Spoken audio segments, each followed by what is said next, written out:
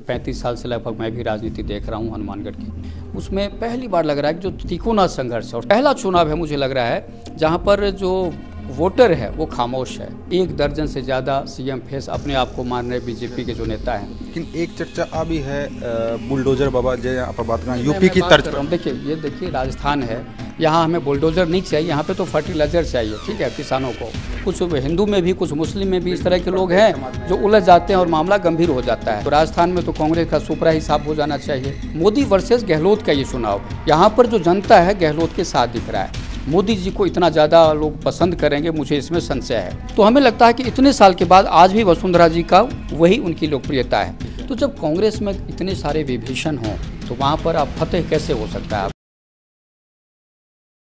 झलको Hanumangarh channel देख रहे हैं दर्शकों ने सारा ने प्यार भरी राम राम।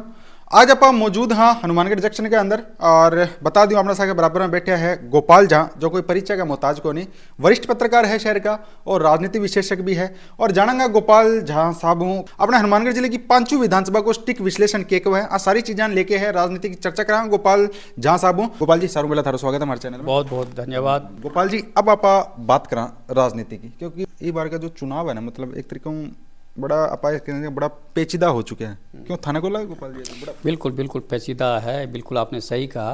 35 साल से लगभग मैं भी राजनीति देख रहा हूं हनुमानगढ़ की।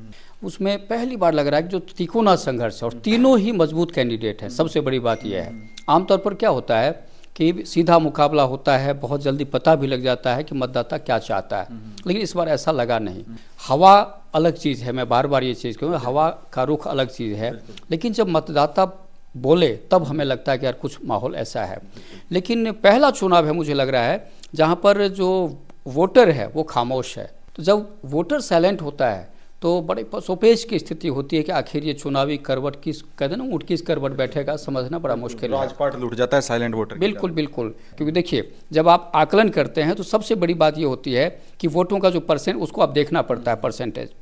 अब हम पिछले 2-3 चुनावों की बात करते हैं कि जैसे मैंने कई कार्यक्रमों में ये बात कही कि 2013 में 85% वोट पड़े थे, पोलिंग का जो अपना परसेंटेज, और इस बार वो कितना है 80%। अब मान लीजिए पिछले 10 साल में ऐसा क्या हो गया कि मतदाताओं का रुझान कम हो गया।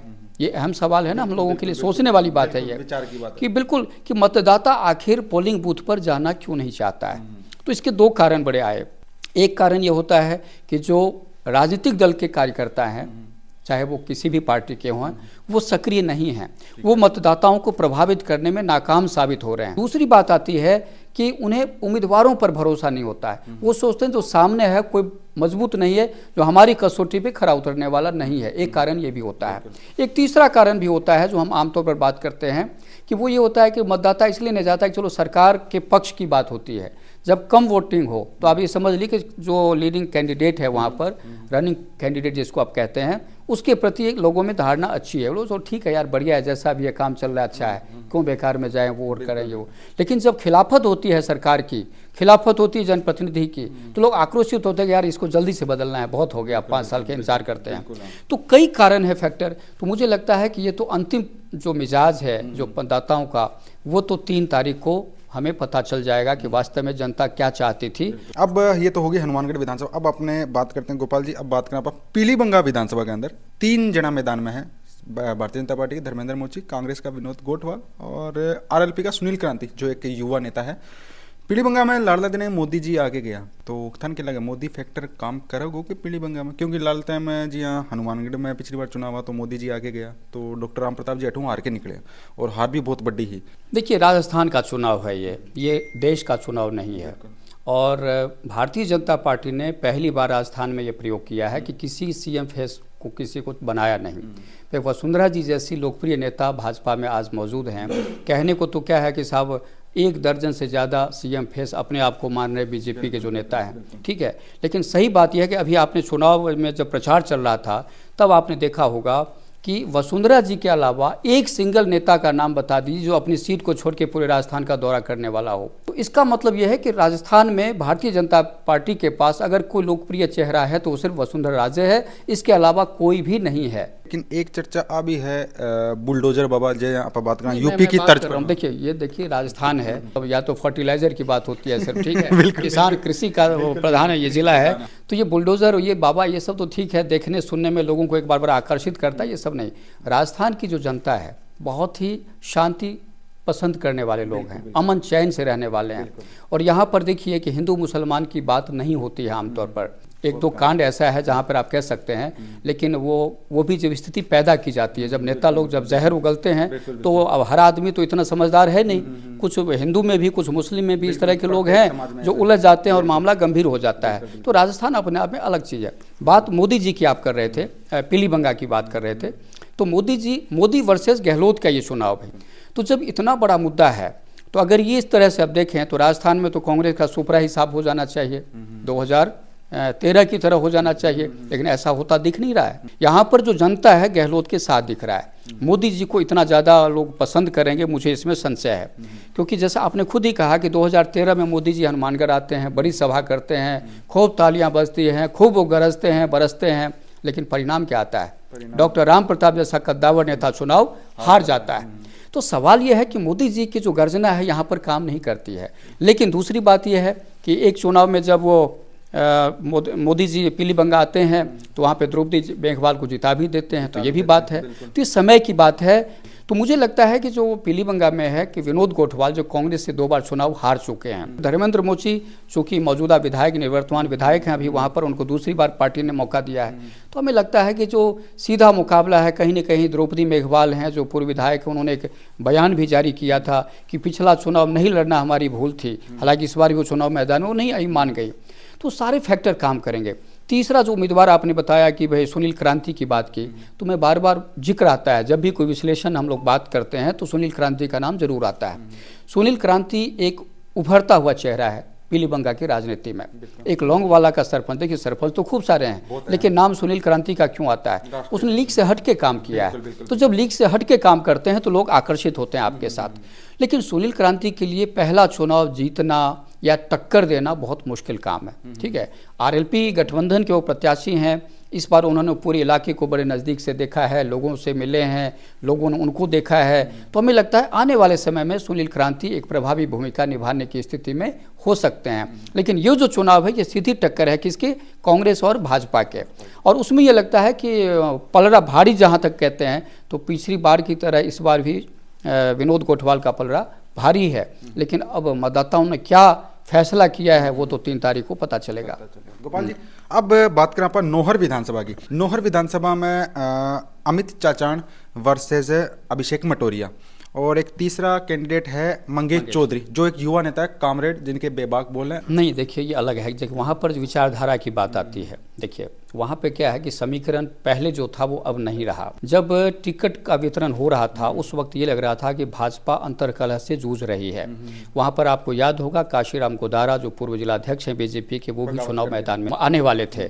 बात ये चली थी कि जब टिकट नहीं दिया तो वो आक्रोशित हुए और यूँ लग रहा था कि अजय चौटाला के साथ वो जाएंगे और जजपा का टिकट लेके चुनाव लड़ेंगे, ऐसा लग गया था। लेकिन बीजेपी की जो हाईकमान है, आला कमान, उन्होंने प्रयास किया, उनको रातों रात मनाया और किसी तरह वो मान गए। एक और पूर्व जिलाध्यक्ष हैं भाजपा के जो रामकृष्ण भाकर जिनको कहते हैं, रामकृष्ण भाकर पिछली बार चुनाव लड़े थे वो, लेकिन इस बार वो तन मन धन से अभिषेक मटोरिया के साथ नजर आए। जैसे पल्लू क्षेत्र में बताते हैं कि रामकृष्ण भाकर का जो जनाधार है, वजूद है, ज़्यादा है, पैठ उनकी अच्छी है, तो अभिषेक जी हमेशा उनको साथ रखते हैं वहाँ पर। गोपाल जी, एक चीज आ भी है, लोग नाराजगी, अभिषेक मटोरिया लाल 4 साल में दिखा कौन, जनता के बीच में कौन गया, अब ही अचानक हुआ है चुनाव में उतारे तो जनता के बीच में जा रहे हैं, क्या कहना चाहोगे? बिल्कुल आपकी बात सही है, इसमें कहीं मैं असहमति वाली बात नहीं, बिल्कुल मैं सहमत हूँ। इस तरह के आरोप लगे थे अभिषेक मटोरिया पर कि पिछले 5 साल यानी चुनाव हारने के बाद वो नौहर की तरफ रुख नहीं करते हैं, वो या तो जयपुर रहते हैं या रावत से रहते हैं। अभिषेक की बात है तो जब भाजपा एकजुट नजर आई वहाँ पर, और सबसे बड़ी बात कि जब नॉमिनेशन के लिए अभिषेक मटोरिया जाते हैं तो उस दिन वसुंधरा जी की सभा करवाते हैं। वसुंधरा जी हनुमानगढ़ भी आते हैं और नौहर भी जाते हैं। और वसुंधरा जी का जो मैं बार बार कहता हूँ कि अपना जो एक क्रेज़ है पब्लिक में, आज भी वही क्रेज़ है। क्योंकि देखिए मैं जब रिपोर्टिंग करता था तो तभी मैंने नौहर क्षेत्र में जाकर उनका कवरेज किया था, जब पहली बार परिवर्तन यात्रा पे आई थी वो 2003 में। तो उस समय मैंने वसुंधरा जी को समझने का प्रयास किया कि जनता के साथ अटैक करते हैं तो कैसे उनका पूरा मनोभाव है। तो हमें लगता है कि इतने साल के बाद आज भी वसुंधरा जी का वही उनकी लोकप्रियता है, उसमें कोई गिरावट नहीं आई है। फिर वसुंधरा जी जब आती हैं तो सारे नेता उनके साथ मंच पे नजर आते हैं। वसुंधरा जी सबको मंत्र भी देती हैं, गुरु मंत्र, और उनकी नज़र की भाषा उनके नेता जानते हैं, भले वो काशीराम गोदारा हों, भले वो रामकृष्ण भाकर हों, अभिषेक मटोरिया हों। तो जब सारे नेताओं को उन्होंने एक मंच पे ला दिया और मंत्र दे दिया कि सीट, तो उसके बाद मुझे लगता है कि वहाँ का जो समीकरण है बदलता हुआ दिख गया। फैक्टर आता है कि अपने अमित चाचान की, बेशक अमित चाचान का कार्यकाल बहुत ही सराहनीय रहा। व्यक्तिगत तौर पे हम भी ये बात कहते हैं कि नौहर की जनता को दो बहुत अच्छा नेता मिला है, अभिषेक मटोरिया और अमित चाचान। बहुत दोनों अच्छे नेता हैं, युवा हैं, ऊर्जावान हैं और ईमानदारी से काम करने वाले हैं। बार बार मैं ये बात कहूँ, उनके खिलाफ कोई शिकायत नहीं आई आज तक। विकास की बात करिए तो नौहर में बहुत कुछ हुआ है। सीएम के खास होने का फ़ायदा अमित चाचान ने नौहर वासियों को बखूबी दिया। तो हमें लगता है कि वो सारे फैक्टर काम कर रहे हैं। लेकिन इसके बावजूद जैसा अभी हमने कहा कि बीजेपी में एकजुटता है लेकिन कांग्रेस में एकजुटता नहीं, वहाँ भी आपसी कलह है। पायलट के जो समर्थक कांग्रेसी हैं उनके लिए हमारे पास जो फीडबैक आया उसमें ये था कि वो खुल्लम खुला कमल का फूल उसके लिए प्रचार कर रहे थे, वोट मांग रहे थे। तो जब कांग्रेस में इतने सारे विभीषण हों तो वहाँ पर अब फतेह कैसे हो सकता है? कांग्रेस के साथ ये विडंबना है कि हर सीट पर उनके विभीषणों की संख्या बहुत ज़्यादा है, जयचंद की संख्या बहुत ज़्यादा है, उसकी सजा तो भुगतनी पड़ेगी। तो बात करें भादरा की, भादरा में केक हुआ थारो मतलब गणित केक हुआ। भादरा में देखिए कि वहाँ पर क्या है कि जो बीजेपी और माकपा के बीच सीधी टक्कर है और फिलहाल हमें लग रहा है कि बाजी कौन मारेगा ये तो स्पष्ट तौर पे हम नहीं कह सकते, लेकिन जो शुरुआती रुझान है उसमें कहीं ना कहीं बीजेपी कैंडिडेट मजबूत दिखाई दे रहे हैं। संजीव बेनीवाल। अब अंतिम सवाल रहेगा मेरे, संगरिया को चुनाव, क्योंकि संगरिया में कांग्रेस की तरफ एक बहुत युवा नेता मौजूद है और बीजेपी की तरफ कद्दावर नेता गुरदीप शाहपेनी और एक है गुलाब सिंह निर्दलीय, एक पूर्व विधायक डॉक्टर परम नवदीप आजाद समाज पार्टी काशीराम और भी बहुत सा निर्दलीय उम्मीदवार है। तो संगरिया के अंदर केला गया मतलब टक्कर किंग है। संगरिया में देखिए तिकोना संघर्ष है। डॉक्टर परम नवदीप मुकाबले से बाहर मानी जा रही हैं, इस तरह की जो रिपोर्ट आ रही है बार बार पब्लिक से फीडबैक के आधार पर कह रहा हूँ ये बात। और वहाँ पर गुरदीप शाहपेनी, अभिमन्यु पूनिया और गुलाब सिंह के बीच टक्कर है और तीनों ही मजबूत कैंडिडेट हैं। लेकिन लीडिंग जो कैंडिडेट ये अपने पिछली बार शाहपेनी थे, तो उनके कार्यकाल में बार बार कहता हूँ कि देखिए जब आप काम करते हैं तो हर आदमी को आप वो संतुष्ट नहीं कर पाते हैं, तो उसमें वो है कि वो कहीं ना कहीं उनको जो है ना नाराज़गी भी है। फिर सिख मतदाताओं में जो एक रुझान था 2018 में वो उनके प्रति नज़र नहीं आया। उसके भी फैक्टर हैं, जैसे कृषि कानून के खिलाफ जो मामला था उसमें गुरदीप शाहपेनी के प्रति थोड़ी नाराज़गी नज़र आई।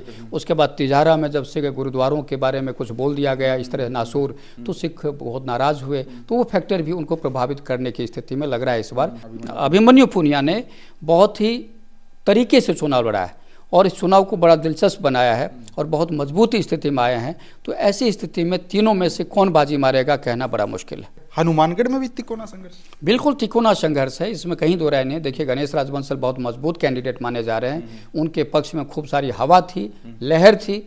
अब अमित साहू ने बहुत तरीके से चुनाव लड़ा और जो हम पहले बात कर रहे थे ऐसा नज़र नहीं आया। बहुत बाद में बहुत मजबूती से चुनाव मैदान में रहे, उनके समर्थकों में भी पूरा जोश था, खरोश था, उन्होंने जिस तरह से काफ़ी कुछ प्रयास किए।